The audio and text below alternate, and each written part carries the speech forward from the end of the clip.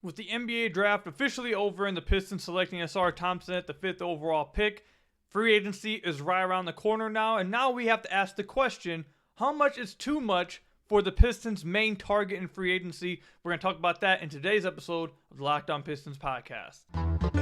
You are Locked On Pistons, your daily Detroit Pistons podcast. Part of the Locked On Podcast Network, your team every day.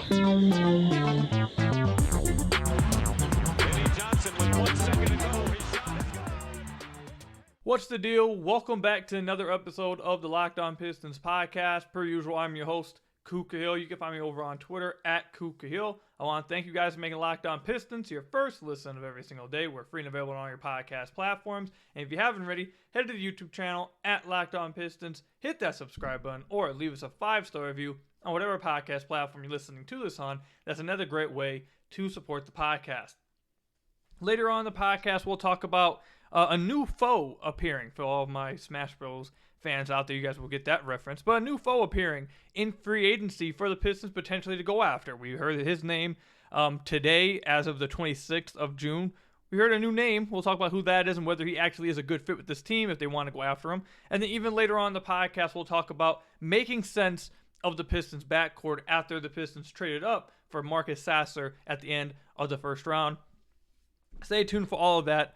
But first thing we got to talk about is something that this isn't the first time we've talked about this, but there seems to be new development after new development after new development as the weeks get, or as the days gets closer to NBA free agency. And obviously a lot of it is going to be a bunch of not only teams playing the game, but also the player playing the game and his agent playing the game, and that is of restricted free agency, just free agency in general. You're going to hear a bunch of rumors, a bunch of numbers getting thrown out to try to play the game that is free agency.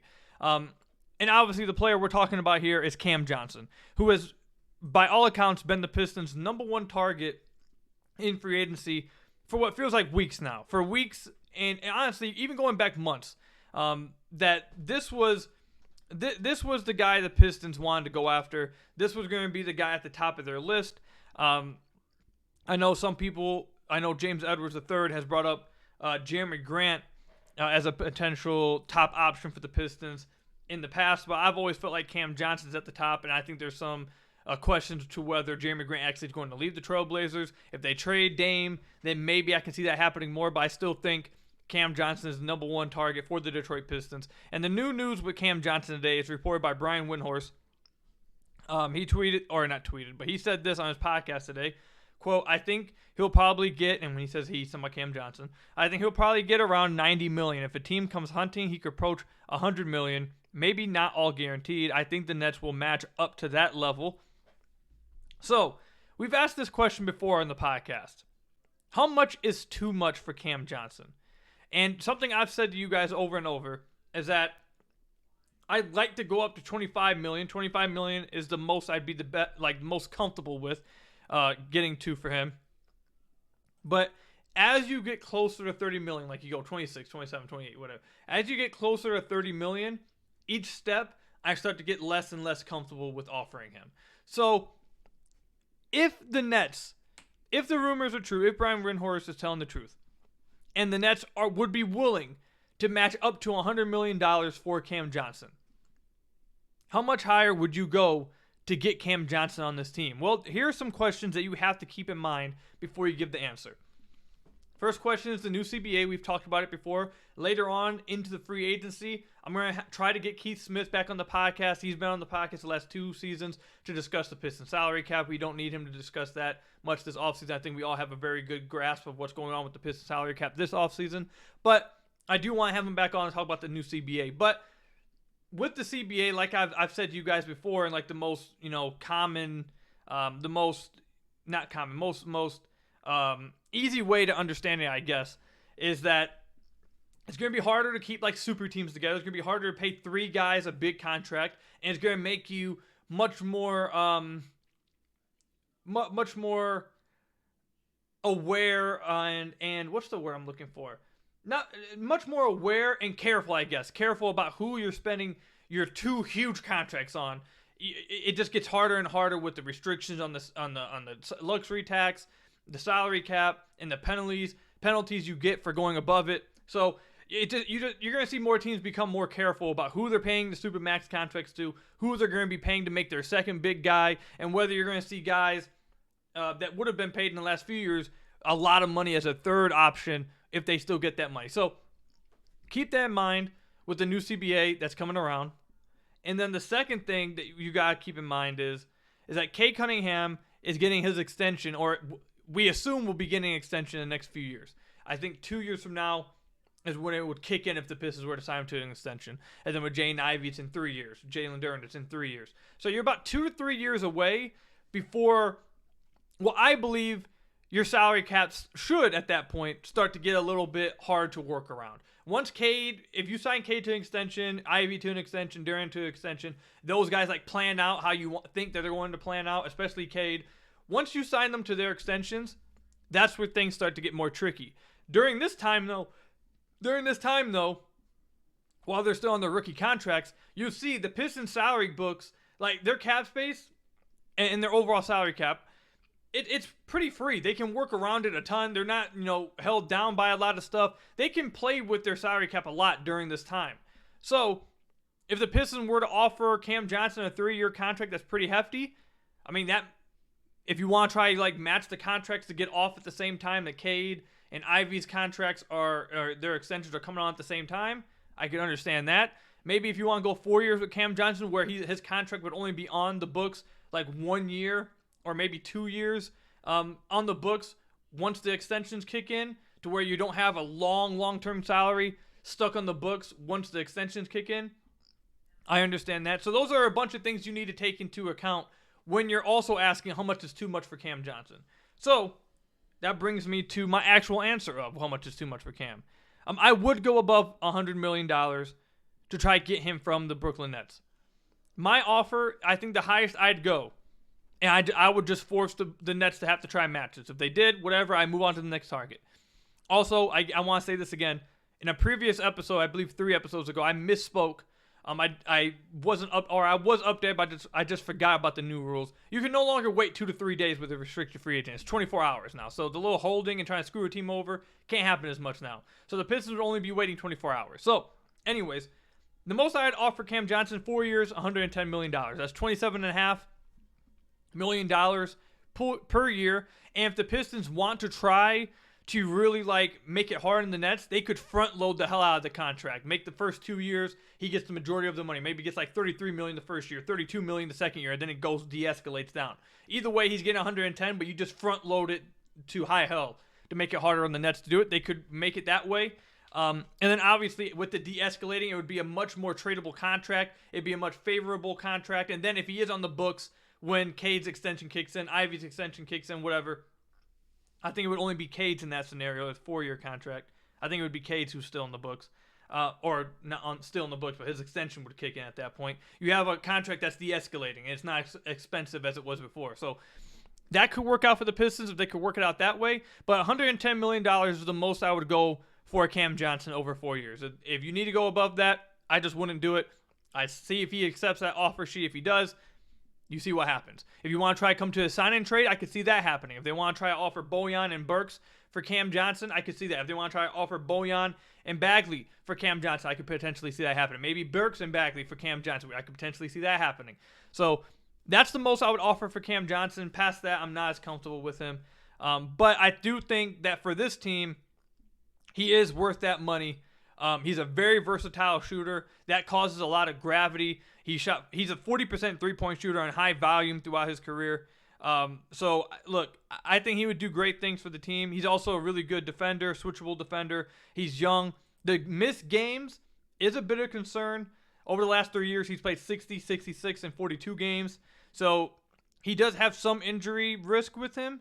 But the type of player he is, I think is exactly what the Pistons need. And I think he would fit perfectly. And because of that, I would be okay paying him that contract. Also, I don't think that contract is as crazy as it would be looked at like 5-6 years ago. I don't think now look, it's not a contract to sneeze at. It definitely is a good payday, but it's not like what you would consider it like 5 years ago. What I'm trying to say here. Even though the new CBA, like I've mentioned, maybe would make you think a little bit more about just handing out anybody $27, $28 million under your team. But that doesn't kick in, I believe, till next offseason anyway. So, and like I said, the Pistons will have all their guys in rookie contracts basically at that point still throughout that. So I don't think it would be too much of a concern for the Pistons. It's more of a concern for like the contenders at that point. But anyways, let me know what you guys think. How much would you guys offer Cam Johnson? How much would you guys be comfortable offering him in restricted free agency? Let me know that in the comment section down below or over on Twitter at Cougar Hill. If the Pistons miss out on Cam Johnson, if the Nets match the offer sheet and they don't get Cam Johnson, who's someone else they can go after? Where? Well, my God, you guys hear my voice crack just now? Well, there is a new foe that has appeared as a possible target for the Detroit Pistons. We'll talk about who that is when we come back. But first, I've got to tell you guys about one of our sponsors, eBay Motors. For a championship team, it's all about making sure every player is a perfect fit. It's the same when it comes to your vehicle. Every part needs to fit just right. So, the next time you need parts and accessories, head to eBay Motors. With eBay Guaranteed Fit, you can be sure every part you need fits just right the first time around. Just add your ride to my garage and look for the green check to know the part will fit, or you'll get your money back. Because just like in sports, confidence is the name of the game when you shop on eBay Motors. And with over 122 million parts to choose from, you'll be back in the game in no time. After all, it's easy to bring home a win when the right price or the right parts are guaranteed. Get the right parts, the right fit, and the right prices on ebaymotors.com. Let's ride. eBay Guaranteed Fit, only available to U.S. customers. Eligible items only. Exclusions apply at ebaymotors.com. So I want to thank you guys again for making Locked On Pistons your first listen of every single day. We are free and available on all your podcast platforms. If you haven't already, head to the YouTube channel at Locked On Pistons. Hit that subscribe button or leave us a 5-star review on whatever podcast platform you're listening to this on. That's another great way to support the podcast. All right, so we all know, we've talked about it in the first segment. We've talked about it on multiple podcasts. We've seen the reports. We've seen the articles. Cam Johnson seems to be the Pistons' number one option in free agency. But with it being a restricted free agent, it's going to be tough to get him. It's going to be tough to get him.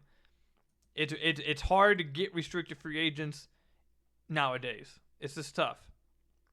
So if they were to miss on Cam Johnson and Brooklyn were to match, and now they have to pivot to another player, who are some guys, or who is a player that the Pistons could pivot to? And we've brought up some names on the podcast before.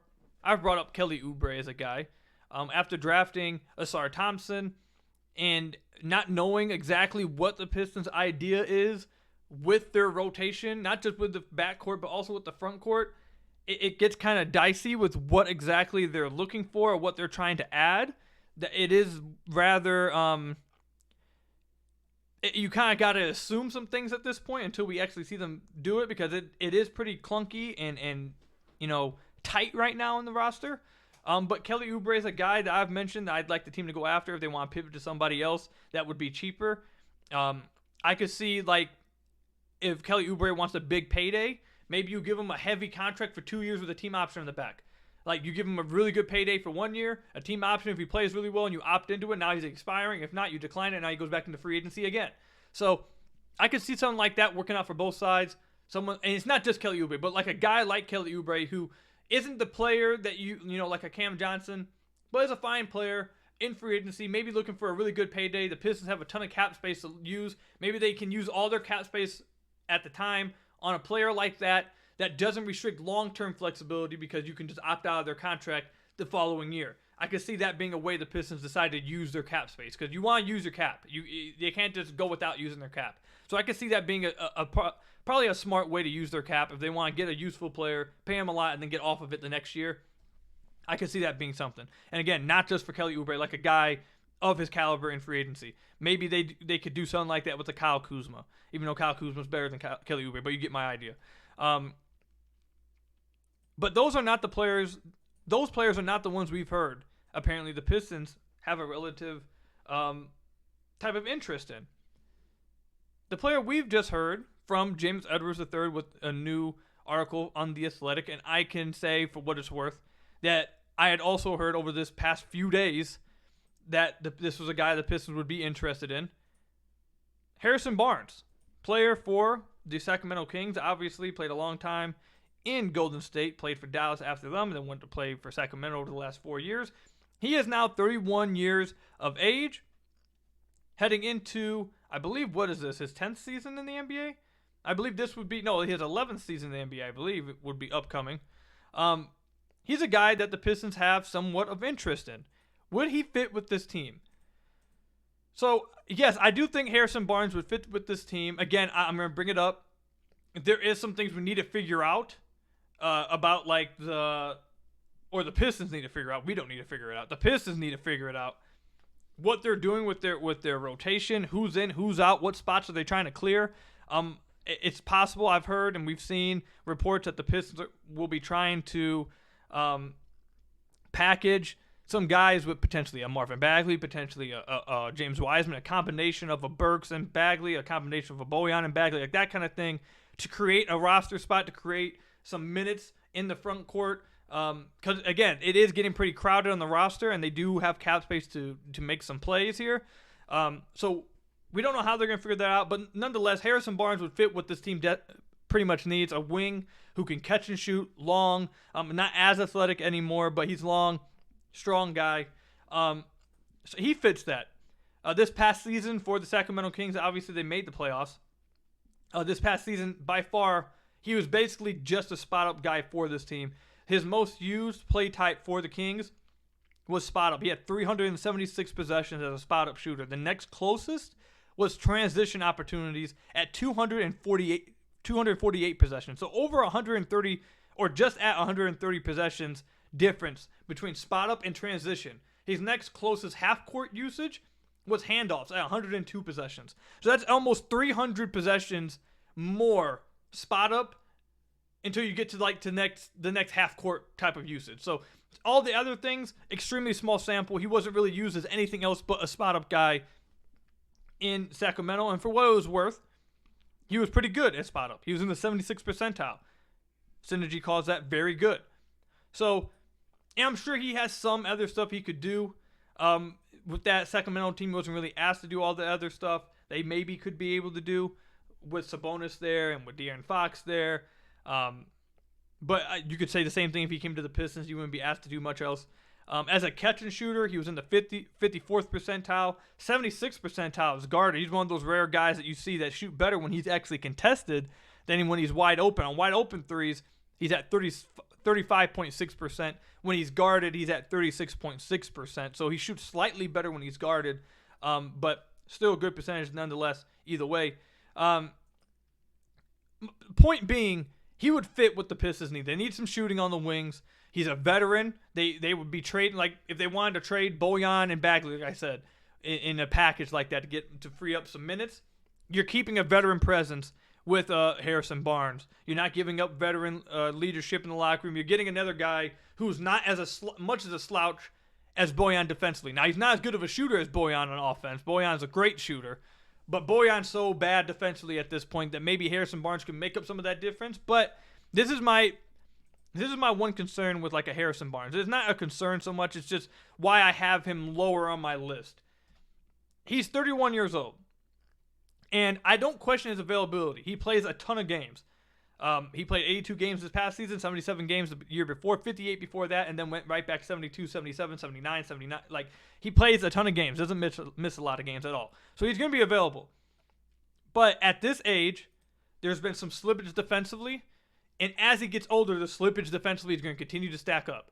And again, he's not Bojan, but I don't think he's too great defensively from what I've heard and what I understand. He's not that great defensively. He's not a complete slouch, but he's not great. And as he gets older, he's just going to continue to have some of that slippage defensively. And if you're going to pay him, and then also the contract you pay him, that's another question. Are you paying him the same amount as you would a Cam Johnson? At that point, I would rather have a Cam Johnson. How much less are you paying him than a Cam Johnson to where the difference in money is worth it? That, hey, we like Cam, but the money we'll save on offering Harrison Barnes instead is worth it. How much less would you be offering Harrison Barnes? I don't think Harrison Barnes is going to free agency expecting to get, a cheap contract here. He was on a team that played really well this past season. Again, like I say, he's 31 years old. This is probably his last time getting a payday. He was just making $21 million this past season. I'm assuming he wants to make more than that. So would he be getting at least a $100 million contract over like 4 years, or maybe like a 3-year contract?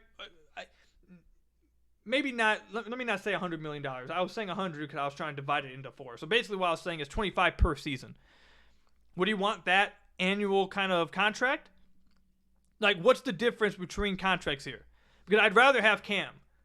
But if you miss on Cam, or if Harrison Barnes is just much cheaper than Cam and you can get him on a shorter term contract, then I understand it.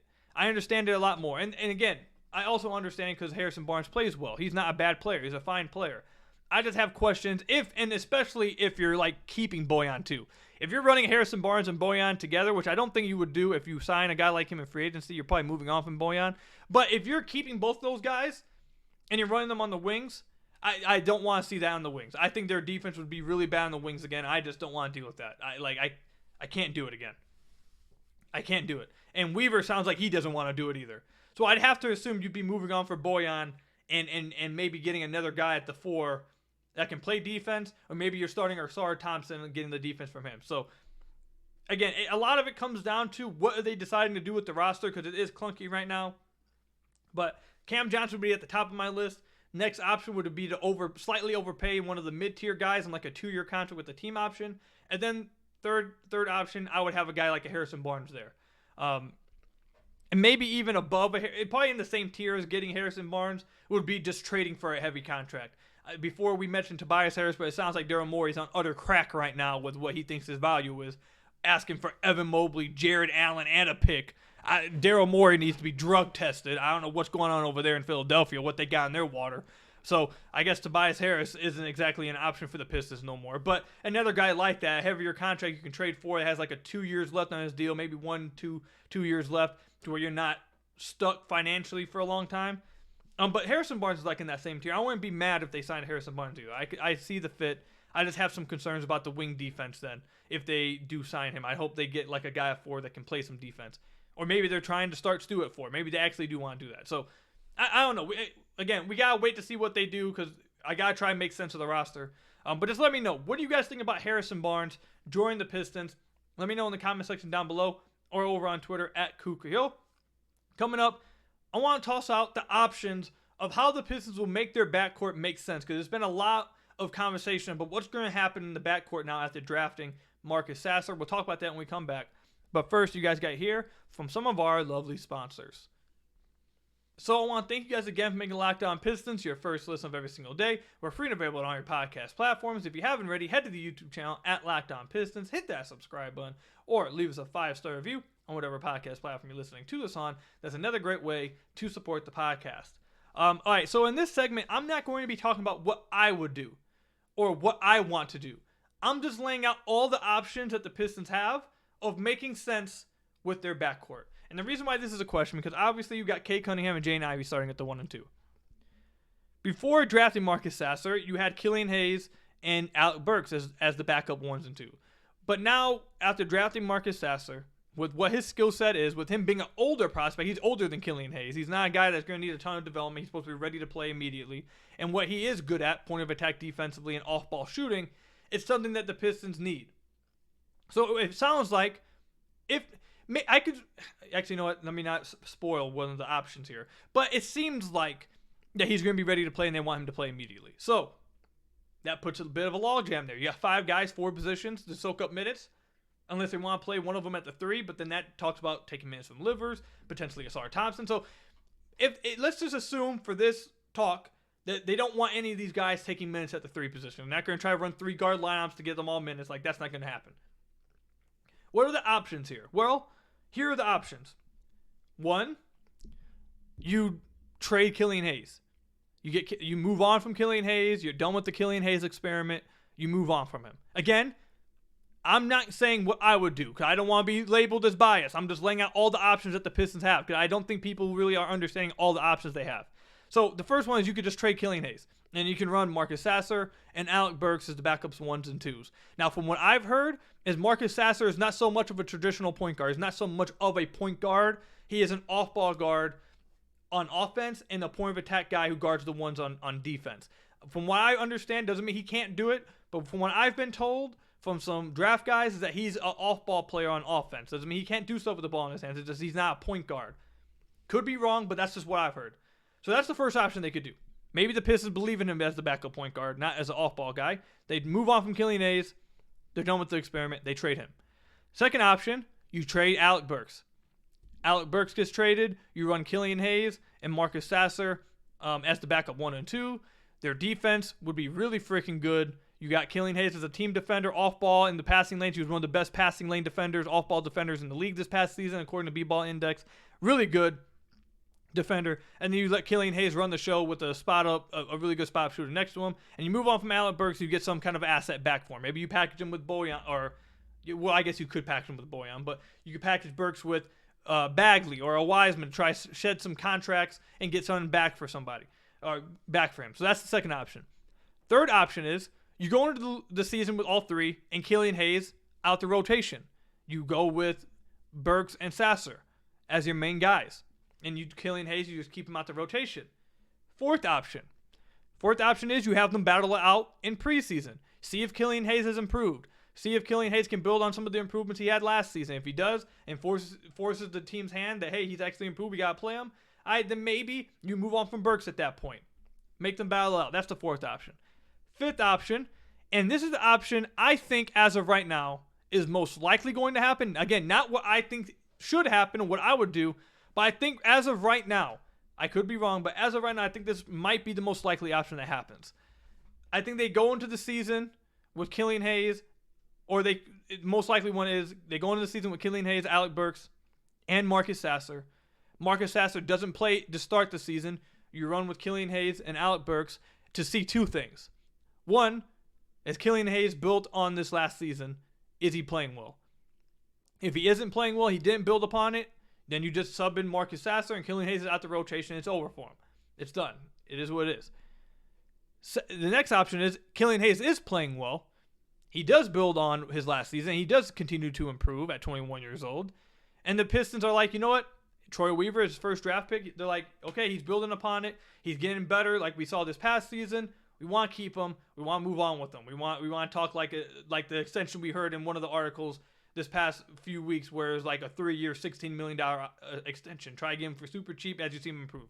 If that's what the case is, one of those two options, if that's the case in this second option that he does play well, then they move Burks at the deadline or maybe slightly before the deadline, like in December or something, and then they put Marcus Sasser into the lineup, and now you're running with Killian Hayes and Marcus Sasser. That case, you're keeping, it's kind of like it's the most safe way, I guess, to go about it, because if Killian Hayes doesn't play well, he doesn't improve, then you can just move on from him, you bench him, he's at the rotation, now you got Sasser and Burks. If he does play well, now you can move on from Burks, get an asset in return, and you got a guy who you really believe in that can just step in and take all his minutes away and run with Burks, or not Burks, run with Sasser and Killian Hayes. I think those are basically all your options right there. And I could see every single option happening. So I don't know which way they're going to go. I'm not going to say what option I want to happen because I don't want to be accused of being biased or something. But those are the options I'm seeing right now. Trade Killian. Trade Burks immediately in the next week or the next few weeks. Go into the season with all three of them and just don't play Killian Hayes. Go into the season with all three of them. Start off playing Killian Hayes and Alec Burks. Killian Hayes doesn't play well. Bench him. Take him out the rotation. Bring in Marcus Sasser. You have those two guys, and then you just let Killian Hayes walk in the offseason once he hits. Don't extend his qualifying offer. You let Killian Hayes go. Move on from the experiment. Or the fifth option, go in with all three of them. Killian Hayes does play well. Now you trade Alec Burks for an asset, and you have his replacement just sitting on the bench that you believe in. Bring him in. Now you play both of them. And it's not something you have to wait till like February to do. You could trade Burks in December, November, January, and get a lot of reps still for Marcus Sasser to play. So I think those are all the options they have. If there's another option that you guys think that I just didn't mention, I don't think there's another option. But if there is, let me know in the comment section down below or over on Twitter at @KukaHill. But more importantly, which option do you want the Pistons to do with this backcourt? Let me know again, all of that in the comment section down below or over on Twitter at KukaHill. But that's all I've got for you guys today. Thank you guys for making Locked On Pistons your first listen of every single day. We're free and available on all your podcast platforms. If you haven't already, head to the YouTube channel at Locked On Pistons, hit that subscribe button, or leave us a 5-star review on whatever podcast platform you're listening to this on. And until next time, I will see you guys later. Stay safe and peace out.